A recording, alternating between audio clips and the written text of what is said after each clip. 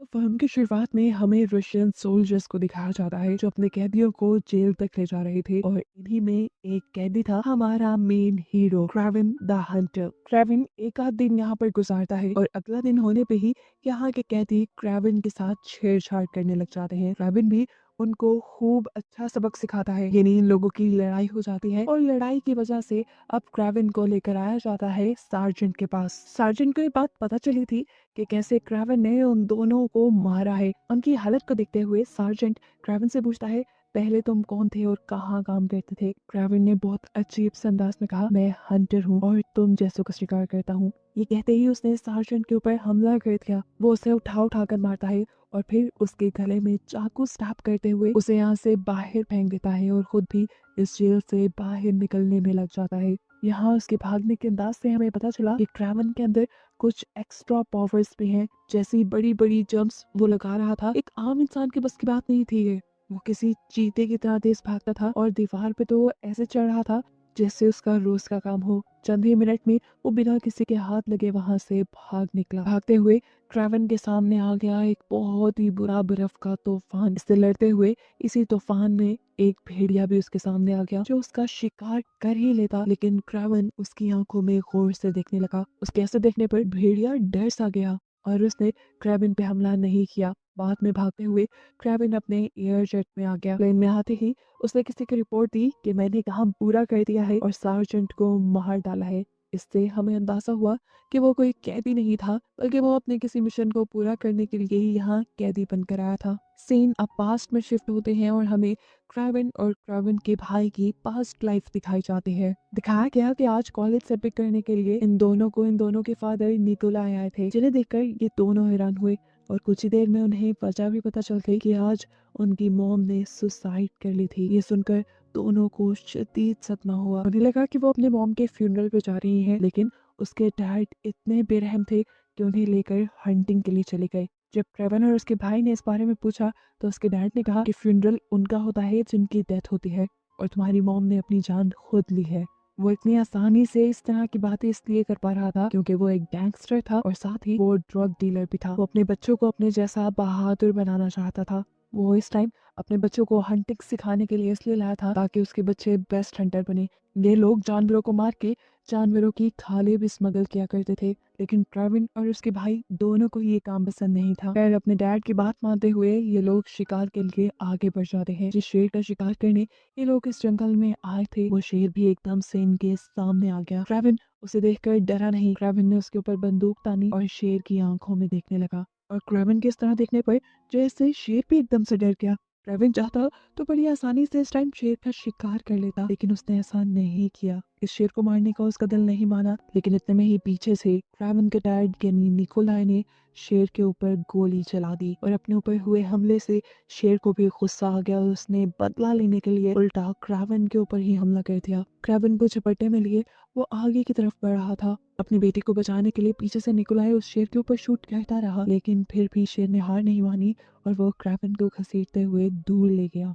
फिर शेर ने आकर क्रेविन की बॉडी को एक जगह पर फेंक दिया और ये सब जंगल में सैर करने आई एक लड़की ने देख लिया। क्रेविन को जख्मी हालत में देखकर इस लड़की ने चंद कतरे किसी खास सिरम के क्रेविन के मुंह में डाले और देखने को मिला कि उससे क्रेविन को बेइंतहा ताकत मिली और क्रेविन खुद ब खुद ठीक होने लगा। कुछ ही देर में यहाँ रेस्क्यू टीम भी पहुंच गई जो क्रेविन को लेकर जब यहाँ से जा रही थी तो उस लड़की ने क्रेविन के हाथ में एक छोटा सा कार्ड रख दिया। क्रेविन हॉस्पिटल भी पहुंच गया। वहाँ क्रेविन का इलाज भी शुरू हो गया, लेकिन क्रेविन की हालत इतनी ज्यादा क्रिटिकल थी कि वो मरने की स्टेज पे था। यहाँ तक कि डॉक्टर ने उसे डेड डिक्लेयर भी कर दिया, लेकिन हैरत अंगेज तौर पर चंद मिनट गुजरने के बाद ही एकदम से क्रेविन जिंदा हो गया। जिंदा होते ही उसने अपने हाथ में उस कार्ड को देखा जो उस लड़की ने उसे दिया था। इसी वक्त हम देखते हैं कि क्रेविन के डैड और भाई भी उससे मिलने आए। उसका भाई उसे जिंदा देखकर बेइंतहा खुश था। क्रेविन बेशक से जिंदा हो गया था, लेकिन क्रेविन की हालत इतनी ठीक नहीं थी। लेकिन फिर भी उसके डैड क्रेविन को हॉस्पिटल से निकाल कर घर ले जाते हैं। घर में क्रेविन के डैड ने उसके लिए एक सरप्राइज रखा था। सरप्राइज था उस शेर का मुंह जिसने क्रेविन के ऊपर हमला किया था। क्रेविन उसे मारना नहीं चाहता था, लेकिन उसके डैड ने उसका बदला लेने के लिए शेर को मार डाला और ये जानकर क्रेविन को बहुत गुस्सा आया। और उसने अपने डैड से बोला, डैड आपको ये नहीं करना चाहिए था, आपको उसे नहीं मारना चाहिए था। ये सुनकर उसके डैड और भी गुस्से से तिलमिला गए और उन्होंने गुस्से से क्रेवन को अपने से दूर कर दिया। क्रेवन अपने कमरे में चला गया। कमरे में जाते ही उसने अपनी पैकिंग शुरू कर दी और साथ में वो कार्ड भी रखा जो लड़की ने उसके हाथ में दिया था, और रात के अंधेरे में वो यहाँ से निकल गया। क्रेवन को जाते हुए उसका भाई देख रहा था। वो उसे रोकता है और कहता है, भाई आप मुझे छोड़कर नहीं जा सकते। लेकिन तब क्रेवन ने उसे समझाया, देखो मैं तुमसे ज्यादा दूर नहीं जा रहा, वहाँ जा रहा हूँ जहाँ हमें मॉम लेकर जाती थी। ये कहते ही वो निकल गया। ये जगह एक जंगल थी जहाँ उनकी मॉम उन्हें लेकर जाया करती थी। वो जगह जंगल में थी। जंगल में पहुंचते ही क्रेवन को एक बड़ी मुसीबत का सामना करना पड़ गया। उसके सामने बहुत सारे बैल आ गए जो भाग रहे थे। उनसे बचने के लिए क्रेवन अपना सर नीचे करके खड़ा हो गया, लेकिन आंखें बंद करने से मुसीबत थोड़ी ना टलती है। हैरानकुन तौर पर उसकी आंखें बंद करने से मुसीबत टल गई। उसे किसी भी बैल ने हिट नहीं किया। जब उसने सर ऊपर करके देखा तो एक बैल उसे बचाने के लिए उसके सामने खड़ी हुई थी। वो हैरान होकर इस बैल की आंखों में देखता रहा और फिर बैल साइड से होकर चली गई। वो आगे बढ़कर उस कैंप में आया जहाँ उसकी मॉम उनको लेकर आया करती थी। ये जगह बेइंतहा खूबसूरत थी और उसने अब इस जगह रहना शुरू कर दिया। यहाँ पर जानवरों के साथ उसने अपनी एक नई जिंदगी बना ली। उसने जंगल को अपना घर और इन जानवरों को अपना साथी मान लिया। एक दिन जब उसने देखा कि हिरन भाग रही है, उसने हिरन के पीछे हिरन की तरह ही भागना शुरू किया, और तब उसे रियलाइज हुआ कि उसके अंदर कोई अजीबोगरीब ताकत है जिसकी वजह से वो हिरन की तरह तेज भाग सकता है। शेर जितनी उसके अंदर ताकत है और बंदरों की तरह बड़े बड़े जंप करके वो लंबे लंबे ऊंचे दरख्तों पे भी चढ़ सकता है। ये सब करते हुए उसे अब बहुत मजा आने लगा था। एक दिन उसने देखा कि जंगल में दो शिकारी आ गए हैं और उन्होंने भैंसों के ऊपर हमला करके उनके सर काट लिए। ये देखकर क्रेवन को बहुत ज्यादा गुस्सा आया। वो हंटर्स के करीब आया और उन्होंने हंटर्स से कहा, तुम्हें ऐसा नहीं करना चाहिए था। हंटर्स उसके एटीट्यूड को समझ नहीं पाए और हंटर्स ने उसके ऊपर ही बंदूक तान दी। ये देखकर क्रेवन को भी गुस्सा आ गया और उसने इन दोनों शिकारियों के ऊपर हमला कर दिया। उन्हें पकड़कर इतनी बुरी तरह से पीटा कि आखिर ये दोनों मर ही गए। और उस दिन के बाद से उसने ठान लिया कि अब वो किसी हंटर को जिंदा नहीं छोड़ेगा। सीन कट होकर हमें प्रेजेंट में क्रेवन को दिखाया गया जो अब अपने प्लेन के जरिए इसी जंगल में आया है। आज भी वो देखता है कि जंगल में बहुत से रशियन माफिया हंटर्स आए हैं जो भैंसों का शिकार करके उन्हें ले जा रहे हैं। ये देखकर क्रेवन को गुस्सा आया और क्रेवन ने उन्हें रोकने की कोशिश की। यहाँ उनके लीडर ने क्रेवन से कहा, तुम हमारे रास्ते से हट जाओ, नहीं तो हम तुम्हारे ऊपर ही गाड़ी चढ़ा देंगे। क्रेवन ने उसकी बात पे ध्यान नहीं दिया। इन लोगों ने भी गाड़ियां चला ली और क्रेवन ने चलती गाड़ियों के अंदर जाकर इनके साथ लड़ना शुरू कर दिया। क्रेवन यहाँ पर उस ट्रक को बचाने में तो कामयाब हो गया, लेकिन वो इनकी लीडर की गाड़ी को नहीं रोक पाया। लेकिन जाने से पहले उसने उस गाड़ी का नंबर जरूर नोट कर लिया। सीन कट होकर अब हमें उसी आदमी को, उसी लीडर को अपने ऑफिस में दिखाया गया। वो अपने बॉस से मिलने के लिए आया था, उन्हें रिपोर्ट करने आया था अच्छे काम की। लेकिन जैसे ही कुर्सी पीछे मुड़ी तो वो इंसान हैरान परेशान रह गया क्योंकि यहाँ पे उसकी बॉस की जगह क्रेवन था। वो इस बात पे भी हैरान था कि क्रेवन उससे पहले यहाँ कैसे पहुंच गया। क्रेवन ना सिर्फ उससे पहले यहाँ पहुंचा था बल्कि यहाँ आते ही उसने इस आदमी के बॉस को भी मार डाला था। वो अब आंद्रे से पूछता है, तुम्हें किस तरह मारा जाए, रुको मैं अपनी डायरी देख लूं, तुम मेरी लिस्ट में हो भी या नहीं। उसने अपनी डायरी देखी तो ये सामने खड़ा हुआ आदमी भी उसकी डायरी में था। असल में डायरी में क्रेवन उन सारे बुरे लोगों के नाम लिखता था जिनको वो मारना चाहता था।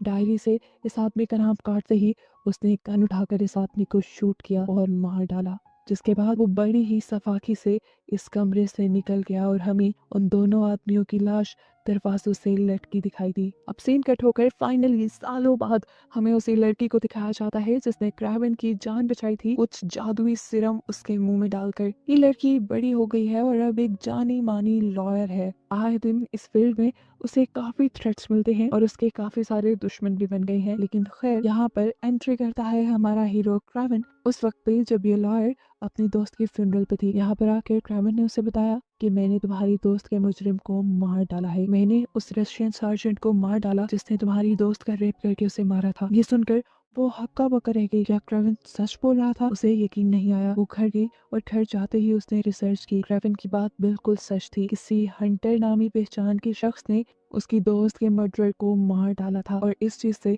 वो जान गई कि हंटर कोई और नहीं हमारा क्रेवन ही है। क्रेवन ने लॉयर को वो कार्ड भी दिखाया था जो लॉयर ने बचपन में उसके हाथ में रखा था। ये देखकर वो शॉक रह गई कि उस लड़के ने आज तक उसे याद रखा हुआ था। यहाँ पर अब वो लड़की क्रेवन से कहती है, मैं जान गई हूँ तुम ही हो हंटर जो सारे माफियाज को मार रहे हो, लेकिन मेरी नजर में तो तुम भी मुजरिम हो, मर्डर तो तुम भी कर रहे हो। जवाब में क्रेवन ने कहा, मुझे इससे फर्क नहीं पड़ता। वो अब अपनी डायरी निकाल के इस लॉयर को देता है और उससे कहता है कि तुम इस फील्ड में हो, आए दिन मुजरिम तुम्हारी अदालत से छूट जाते हैं। बस मैं चाहता हूँ कि तुम उन मुजरिमों का नाम मुझे इस डायरी में लिख दो, ताकि मैं उन सारे बुरे लोगों का इस दुनिया से सफाया कर दूं।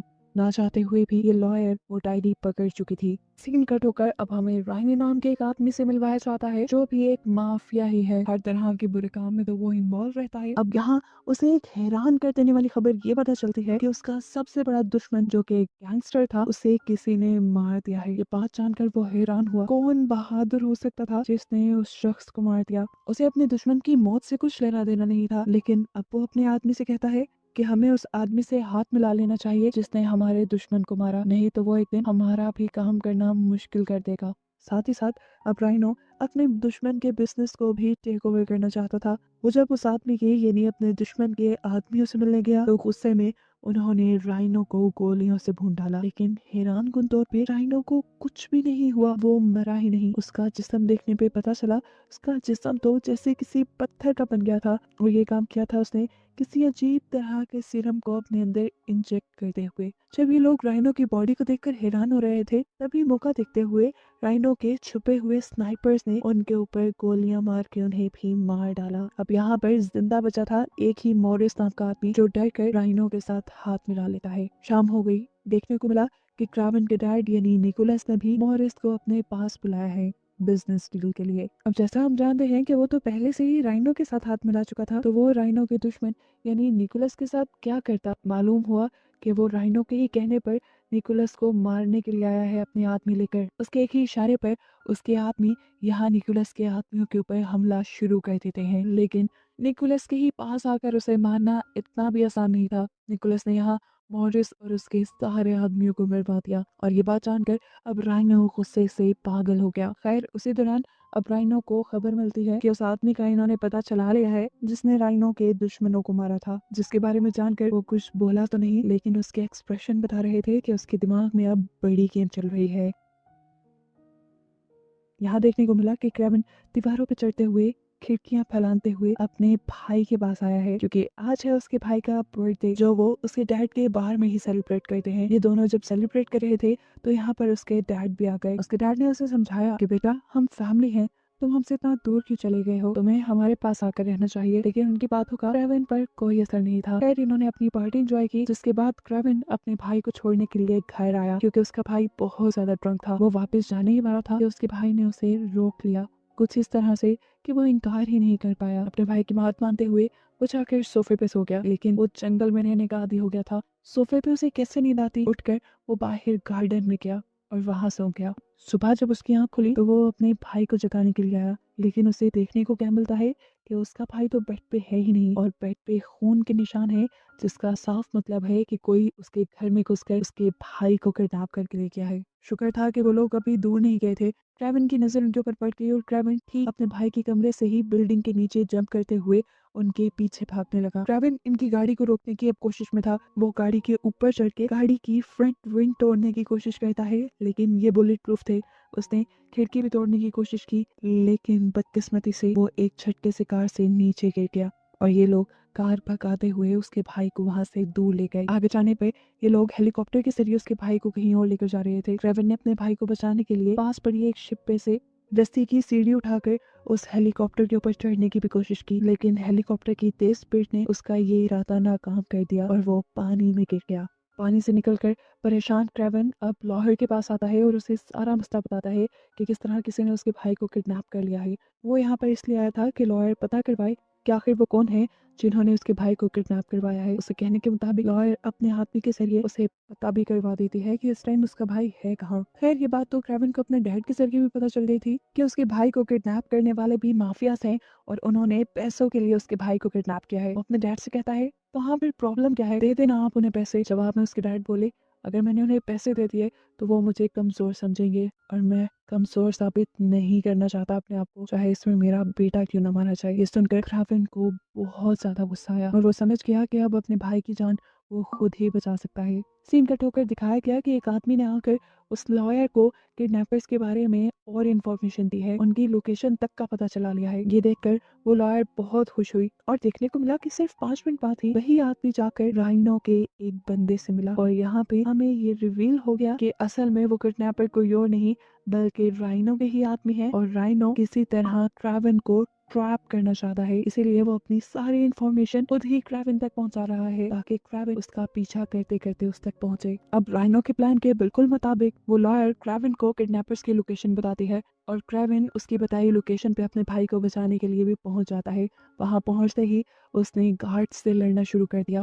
गार्ड्स के पास गन्स भी थी हालांकि, लेकिन फिर भी क्राविन बहुत ही आसानी से एक वक्त में दो गार्ड्स से लड़ पा रहा था। वो 2 गार्ड्स को मार कर उनकी स्नाइपर ले लेता है और उससे बाकी लोगों को मारते हुए उस रूम तक पहुंचता है जहां पर उसके भाई को किडनैप करके रखा गया था। इससे पहले कि वो अपने भाई को छुड़वाता, वो यहाँ इनके लीडर के साथ लड़ने लग जाता है और लड़ते लड़ते जब वो खिड़की के पास ही था तब उसे एहसास हुआ कि ये सब उसके लिए ट्रैप है, क्योंकि जिस खिड़की के साथ वो लगा वो खिड़की टूट गई और ये लोग नीचे गिर गए। इन लोगों के नीचे गिरते ही ऊपर से बहुत सारे पत्थर, बड़े बड़े पत्थर इन लोगों के ऊपर छोड़ दिए गए, जिनके अंदर दबकर राइनो को लगा कि क्राविन और उनका आदमी मारा गया होगा। उसके मरते ही राइनो बहुत ज्यादा खुश था, वो जोर जोर से हंस रहा था। वो क्राविन के भाई को भी छोड़ देता है और उसे अब क्राविन की सच्चाई बताता है कि क्राविन ही है दी हंटर जो सारे माफियाज को और बुरे बुरे लोगों को चुन चुन कर मार रहा है। सीन कट होकर दिखाया गया कि 2 लोग चेक करने गए थे कि पत्थरों के नीचे क्राविन मरा भी है या अभी तक जिंदा है, और हैरान कुन तौर पे क्राविन अभी भी जिंदा था और इसके पीछे राज थी उसकी पावर्स। वो यहाँ पर इन दोनों आदमियों से फाइट करके उन्हें मार देता है और उनकी गन लेकर बाहर को निकलता है। चलते चलते उसने लॉयर को कॉल की और बताया कि ये सब माफियाज का बिछाया हुआ ट्रैप है उसे पकड़ने के लिए, और माफिया अब तुम्हारे पीछे भी पड़ गए हैं, जल्दी से निकलो यहाँ से। माफिया के लोगों के आने से पहले पहले वो लॉयर भी अपने ऑफिस से निकल जाती है और एक एयरक्राफ्ट के जरिए क्राविन के बताए एरिया में आ जाती है। क्राविन ने इस टाइम उसे अपने जंगल में बुलाया था, जो एरिया सबसे ज्यादा सेफ था। जब ये दोनों अपने कैब की तरफ सफर कर रहे थे तो तभी अचानक झाड़ियों में से एक चीते ने निकलकर क्राविन के ऊपर हमला कर दिया। क्राविन इन चीजों का आदी था, वो उस चीते से ऐसे लड़ा जैसे वो खुद भी एक चीता हो, और उसकी हिम्मत देखते हुए आखिर वो चीता ही डरकर वहां से चला गया। लॉयर उसकी हिम्मत और ताकत देखकर इम्प्रेस हो चुकी थी। खैर सीन कट होकर अब हमें राइनो का ऑफिस दिखाया गया, जहाँ पर उसे खबर मिल चुकी है कि क्राविन अभी तक जिंदा है और उनके चुंगल से भाग चुका है। उसने बहुत सारे स्पाइस को ये पता करने में लगा दिया कि आखिर क्राविन उन्हें मिलेगा कहाँ, और तब एक स्पाई ने उसे आकर एक फूल दिया। ये एक जंगली फूल था जो वहां से मिला था जहां इन्होंने क्राविन को पत्थरों के नीचे डुबाया था। वो स्पाई बताता है इस चीज से हम अंदाजा लगा सकते हैं कि क्राविन जंगलों में रहता है, और जंगलों में ये फूल कहाँ मिलता है मैं अच्छे से जानता हूँ। मतलब ये कि अब माफियाज को क्राविन की लोकेशन पता चल गई है। जहाँ जंगल में अब क्राविन को लॉयर के साथ दिखाया जाता है। वो उससे पूछता है कि तुमने बचपन में जो मेडिसिन मुझे जो उससे पूछता है कि तुमने बचपन में जो मेडिसिन मुझे खिलाई थी क्या वो तुम्हारे पास अभी है? क्या तुम जानती हो वो कहाँ से मिलेगी? वो बहुत ताकतवर थी और मुझे आज दोबारा उसकी जरूरत है। लॉयर उसे कहती है नहीं, मैं उस मेडिसिन के बारे में कुछ नहीं जानती। वो सिरम मेरी ग्रैंड माँ ने बनाया था, उन्हें जड़ी बूटियों के बारे में बहुत पता था। कैविन उससे कहता है क्या तुम्हारी ग्रैंड माँ अभी भी ये सीरम बना सकती है? जिसका वो जवाब देती है नहीं, क्योंकि मेरी ग्रैंड माँ अब मर चुकी है और इस सीरम के बारे में कोई और नहीं जानता। यहाँ देखने को मिला कि राइनो और उसके सारे लोग तेजी से जंगल की तरफ बढ़ रहे हैं, जहाँ राइनो के स्पाई आदमी के पास एक खास किस्म का इंजेक्शन है जिससे वो क्राविन की जान लेने वाला है। जंगल में पहुंचकर राइनो के आदमी जंगल में चारों तरफ फैल जाते हैं और वो जगह ढूंढने लग जाते हैं जहाँ पे वो खास किस्म के फूल लगे हुए थे जिसके पास क्राविन रहता था। क्राविन भी ये बात जान गया था कि अब वो लोग यहाँ पर पहुंच चुके हैं। उसे इस चीज का पहले से भी अंदाजा था कि ये सारे माफिया कभी ना कभी उसका पीछा करते हुए यहाँ जरूर आएंगे, इसलिए पहले से पहले उसने बहुत सारे ट्रैप बना के रखे थे। राइनो के बहुत सारे आदमी उन ट्रैप्स का शिकार हो गए और बाकियों के ऊपर क्राविन ने खुद हमला करना शुरू कर दिया, और उनकी चीखने चिल्लाने की आवाजों से राइनो ने अंदाजा लगा लिया कि क्राविन उनके सामने आ चुका है। यहाँ हमें पता चला कि राइनो के साथ जो दूसरा आदमी आया था, जो स्पाई था, वो असल में एक जादूगर था। जब उसका और क्राविन का मुकाबला हुआ तो वो बार बार अपने जादू से बचता रहा और अपने जादू से ही ट्रिक करते हुए उस आदमी ने क्राविन के जिस्म के अंदर वो जहरीला इंजेक्शन भी इंजेक्ट कर दिया जिससे वो बस मर ही जाता।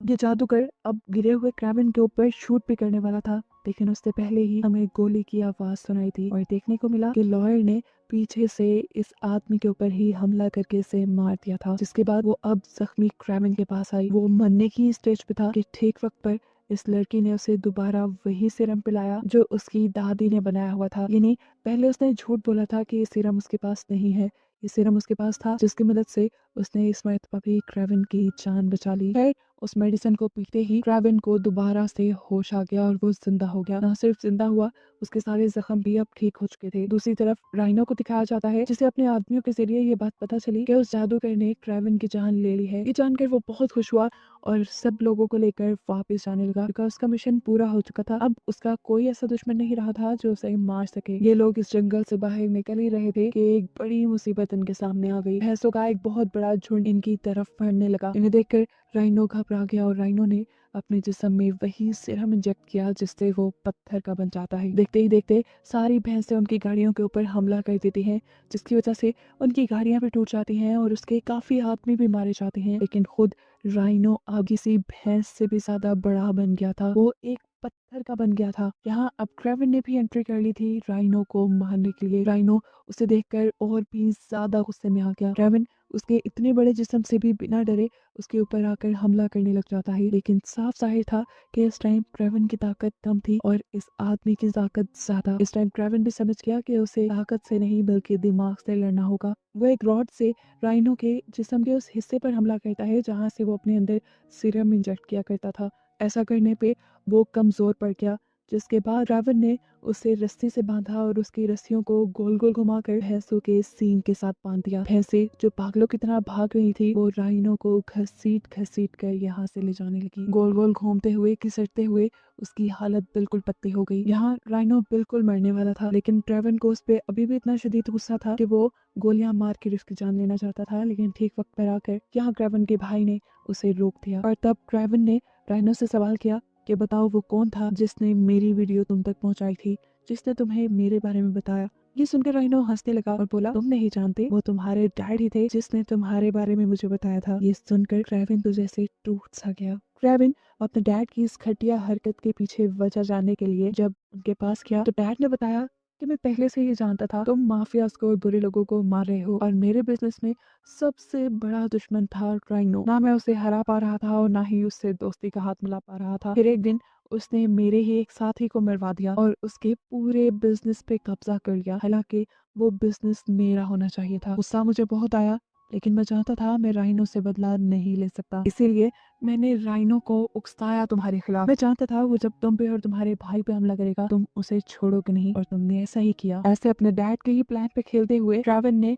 अपने डैड का रास्ता साफ कर दिया था और अब उसके डैड भारी पोजीशन में थे, एक बड़े माफिया बन रहे थे। और ये चीज क्रेविन को कहाँ बर्दाश्त थी। क्रेविन तो चुन चुन कर सभी बुरे लोगों को मार रहा था, तो क्या वो अपने डैड के लिए इंसाफ ना करता। वो अपनी डैड की सारी बात सुनकर उठकर यहाँ से चला जाता है। इसके बाद देखने को मिला कि एक भेड़िया ने उसके डैड के ऊपर हमला कर दिया। ये हमला उसने ट्रेविन के ही इशारे पे किया और ट्रेविन अपने डैड को बचाने तक ना आया, क्योंकि वो जानता था कि उसके डैड का भी यही अंजाम होना चाहिए।